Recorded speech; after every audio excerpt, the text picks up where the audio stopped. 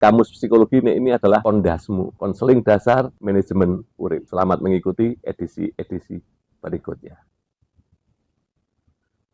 Baik, selamat ketemu lagi dengan Wayang Kombes Arif Nur Cahyo. Seiring perjalanan waktu ketika kami main di dunia medsos, di TikTok khususnya, itu ada beberapa saran dari teman-teman. Kontenmu apik loh mas, bicara tentang kamus psikologi dalam artian orang menjadi paham tentang psikologi. Tapi kemudian ada beberapa usulan bahwa mas mulai dicari alternatif psikologi terapan. Waduh, saya takut ya. Saya seorang psikolog, tapi kemudian ketika saya akan membagikan ilmu psikologi terapan supaya orang bisa menjadi dalam tanda petik psikolog terhadap dirinya sendiri, maka saya lalu ngotak-atik ngento-ngento, oke, saya akan membuat ruang ya, ruang namanya rupa siapa. Jadi ruang pelayanan psikologi agak panjang. Jadi psikologi bukan psikologi, tapi si dalam arti sang psikologi, kemudian psikologinya itu adalah ekosistem atau semesta. Jadi saya akan berbicara tentang psikologi terapan dalam konteks ya kesederhanaan karena bisa diperlakukan pada diri seseorang. Nah, kenapa saya didorong oleh teman-teman untuk melakukan itu? Karena pada saat ini yang terjadi adalah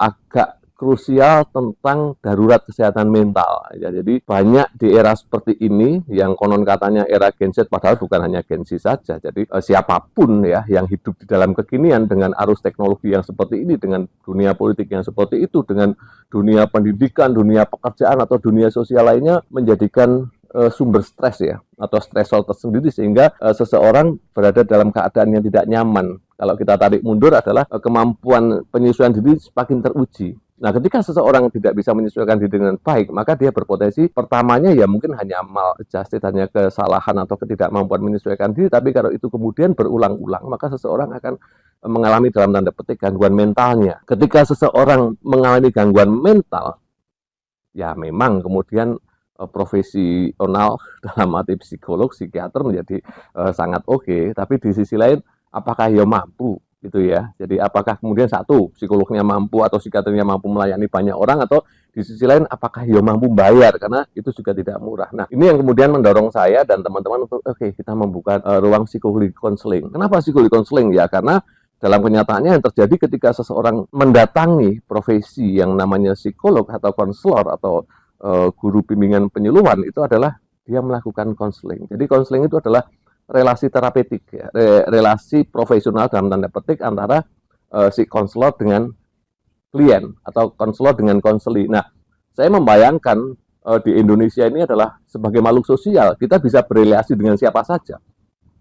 Orang lalu curhat kepada siapa saja. Persoalannya adalah ketika seseorang menerima curhatan itu tidak sepenuhnya dalam arti yang sesungguhnya diikat oleh kode moral atau moral profesi atau kode etik yang kemudian membuat apa yang diceritakan yang seharusnya bersifat privasi menjadi sesuatu yang diemberkan, menjadi sumber gibah. Nah, ini yang bagi saya pribadi dan beberapa teman juga menganggap ini menjadi persoalan kembali, yang seseorang tidak berada dalam menjadi baik, tapi menjadi tidak nyaman, bahkan menjadi lebih parah dan lain sebagainya. Nah, ini juga bisa ditengarai dengan munculnya beberapa komunitas-komunitas yang peduli tentang itu. Nah, saya juga pengen menjadi bagian dari itu dengan memberikan ya sesuatu yang sangat sederhana. Bukan saya lebih hebat, tapi saya pernah mengalaminya terlebih dahulu dan saya mencoba membagikan. Ini yang namanya psikologi konseling, adalah relasi terapeutik atau relasi profesional antara seseorang dengan orang lain, artinya orang biasa dengan kalangan profesi, atau konselor dengan konseli, tenaga profesi, psikolog, psikiater dengan klien, yang kemudian memiliki tujuan tertentu. Tujuannya apa? Pemecahan masalah. Masalahnya apa? Ya macam-macam. Seseorang yang gagal menyesuaikan diri, seseorang yang sedang mengalami krisis dan lain sebagainya, sehingga dia ingin keluar dari masalah itu, dia ingin berrelasi secara wajar, atau dia ingin menyandarkan persoalan-persoalannya sehingga dia bisa dalam bahasa seperti bisa move on. Nah, ini yang akan kita bahas, karena psikologi konseling adalah upaya pemecahan masalah. Nah, kenapa saya memberanikan ini ya? Karena pada kenyataannya seorang bapak, seorang ibu, seorang sahabat, seorang ketua RT, atau siapapun di dalam sebuah komunitas itu bisa bermain sebagai seorang konselor. Dan kalau kita bisa menjadi konselor, kenapa tidak? Kan enak ya.